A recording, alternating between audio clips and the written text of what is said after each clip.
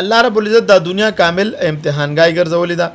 د دې په باره کې نقلي دلایل قرآن او حدیث د دې نه ډک دي چې تپوس بکیږي هر یو انسان نه. اقرا کتابک کفا بنفسک اليوم عليك حسيبا اول ولا د خپل عمل نامه دي دا بل چا ته پړاولو ضرورت هم نشته. دغه شان د کې تپوس کیږي. ملحدین هم سره قرآن حدیث نه مني. موږ دې ته لس عقلي دلایل بیانو او دوی وایي چې موږ عقل پسې ځو. الحمدلله موږ دوی له عقلي دلایل بیانو. الله رب العزت د دنیا کامل امتحانګاه ګرځولې ده. په دې کامل امتحانګاه کې الله رب العزت انسان ته سکړی ده، ازادي ورکړی ده. د دې ازادۍ نه بعض خلکو غلطه پیدا واغستله. نو د غلطي پیدا د وجه خلکو ظلمونه شروع کړو. اوس رښتیا وي چې د قیامت د ورځ نه وینو بعض خلکو سره ظلمونه وشو. لکه فرعون بس کول یذبحون ابناءکم ويستحيون نساءکم. هغه بس کول لوریان به ورته ځامن به ول وجل او لوریان به ژوندې پر اوسري. دغه شانته کې نمرود دغه شانته کې شداد داسې سونه ظالمان اوس روان دي تیریږي. نو د قیامت ورځ نه نو دا خو مظلومان سره ظلم شوی دی له چرته دغه ملاويږي بدلا. دا د قیامت په وجود باندې دلیل دی. دغه شانته کې منګ رازوس هغه دلایل تعالی ګوره په ټولو مخلوقاتو کې د هغه عقلي دلایل زتا اوس بیانم. په ټولو مخلوقاتو کې یو واحد انسان حضرت انسان چې دی دا د سبا سوچ لري. موږ سبا سوچ کوو کنه کوو. ګوره دی وي سبا به 11 اکتوبر دی موږ به جلسې لزو موږ به پلان کې کوم. دا د سبا سوچ نور حیوانات نه لري. دا د سبا سوچ کول کل کا سوچ رکھنے والا صرف انسان ہے. دا د سبا سوچ کول صرف په دې مخلوقاتو یو دا انسان دی. دا د قیامت په وجود باندې دلیل دی. دغه شانته کې د انسان د نن ډېر زیات خواهشات دي. هر سړی خواهش لري. دا موږ چې څونه انسانان یو که مسلمانان دي او که کافر دي دا خواهشات لري. دا خواهشات نه پوره کیږي او دنیا نه انسان مړ شي. دا خواهشات د قیامت په وجود باندې دلیل دی چې قیامت ورځ موجود ده. دغه شانته کې دریم نمبر دلیل دی. ور موږ چې تخم کرو کنه تخم د دې تخم هغه دغه رازرغونی هغه بوټي رازرغونی کنه رازرغونی موږ چې سو کرو دا فصل ریبو کنه ریبو. دا ته چې انسان کم عمل کې ک نیک دی او ک بد دی دا د نیک او دا بد د عمل دا بدله به ته چیرته ملويږي. د دې د پاره د لزه جوړ کړي دي چې یا جنت دی یا جهنم دی. دا عقلي دلایل دي چې موږ دوی ته بیانو. د ملحدینو ته موږ ورته چې ګوره انسان د ژوند مقصد دی معلوم دی. ګوره د لاسونو مقصد دی معلوم دی. د جبه دی معلوم دی. د پوزې دی معلوم دی. د سترګې د غوګونو دی معلوم دی. استاد د ټول جسم مقصد معلوم دی. الله تعالی وضاحت کړي هو ته ولې هغه نه انکار کوي تختی. سلورم دلیل دا دی چې دا انسان دا د جنت نه راغلی دی. موږ د جنت نه راغلی یو. موږ د دنیا اصلي باشندگان نه یو. دا یو ډاکټر دی ډاکټر ایل سیلور د یو کتاب هم لیکلی دی. هغه دا داوا کړی دی چې دا انسان د ځمکې اصلي باشنده نه دی. هغه ساينسي توجیهات بیان کړي دا غوېل تاسو تکړه شي مال د دې جوابات راکړي. هغه وې په دې دنیا کې دا ګریویټیشن د وجه نه زمونږ په دې املا باندې او په دې اډوکو دا درد راځي. موږ باندې د هوا دباو دی. د دې دباو د وجه نه په موږ باندې سکیږي دا ګریویټیشن دی. وې دا انسان چې چیرته تخلیق شوی خو جنت نه مني. هغه وې دا انسان چې چیرته تخلیق شوی دی هلته ګریویټیشن وې ډیر کم دی. د دې وجه نه د انسان باندې دا دغه کېږي دا املا او دا اډوکو درد راځي. هغه وای د انسان چې کوم ځای کې تخلیق شوی دی هغه وای هغه ځای چې دی ډیر د سہولت والو دا انسان کوشش کوي هغه سہولتونه حاصلول غواړي. لکه موږ ګوره بعضې خلکو ځان له محلونه دنیا کې جوړ کړي داسې آرایش والا شیزونه پکې ساتلي دي. دا د هغه جنت نقل موږ دوی دنیا کې کو. دا دویم نمبر هغه دغه شانته کې و چې دا انسان په طور د قیدي دلته موجود دی. د دې دنیا مثال د قیدخانې دی. 1% وبدي 9% په دې کې وچه ده. نو مثال غیر چا پیرتانه وبدي دا د یو قیدخانې مثال لري. بل نمبر هغه وی دا انسان د نور حیواناتو نه مختلف دی. دا حیوانات د دې دنیا اصلي باشندگان دي. دا د نور حیواناتو نه څنګه مختلف دي؟ د نور دا شواګان چې دي الټراوایلټ دا شواګان دا زمونږ د سرمن نشي برداشت کولای. انسان 10 منټ ورته نشي ټینګېدل او دا نور حیوانات چې دي 2 غنټې بنورته ولاړ او سرمن ته هیڅ نقصان نه رسیږي. هغه بل دلیل دا پیش کوي چې دا کله دا نور حیوانات نور کې ولاړ او انسان هم ولاړ نو د انسان د جسم دا ټمپریچر دا اتوماتیک دا نه ریګولیټ کیږي. دا او د نور حیواناتو څخه کیږي اتوماتیکلی ریګولیټ شي. کنور راشي نور شي نو هغه په شانته کې شي او ورځ راشي به هغه په شانته کې بدل شي. په انسان کې دا خصوصیت نشته. وای چې موسمي بیماری دا په انسان راځي. ګوره دا موسمي اوس ګرمي لاړه یخنی را روان ده هر سړی ته ودا زکام لګيږي. دا موسمي امراض په انسانانو کې موجود دي. هغه بل دلیل بیانوي.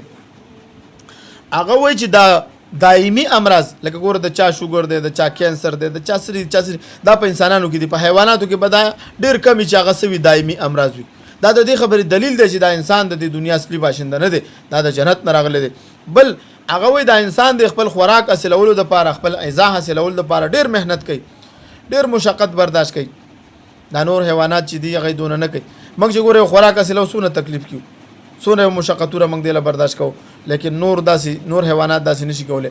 هغه تقریبا لس پنځلس ساینسي توجیهات بیان کړي دي چې دا دې خبر دی چې دا انسان د دې دنیا اصلي باشنده نه دی، بلکې دا څه شی دی، دا راغلی دی، دا یو وخت کې نه و، دا بیا هم نه وي، او دا نور حیوانات د کورې اصلي باشندگان دي. دغه څلورم نمبر دلیل شو د قیامت ورځ موجود ده.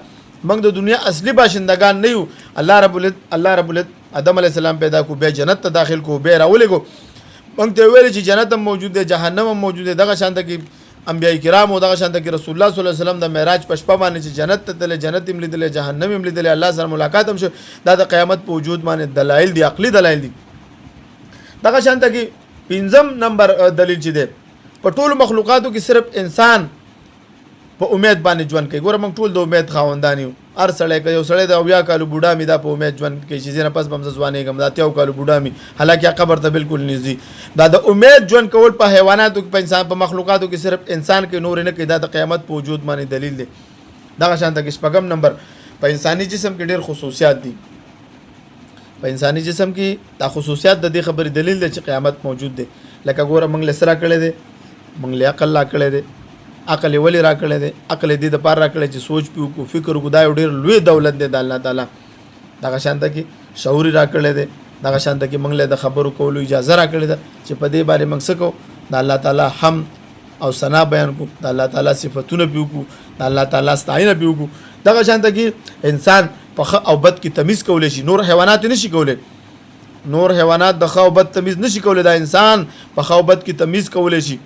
په دنیا کې اساس تاسو د ملحدینو سوال وکړئ، په دنیا کې ته بې مقصده کار کې، یو ملحد په دنیا کې بې مقصده کار نه کوي.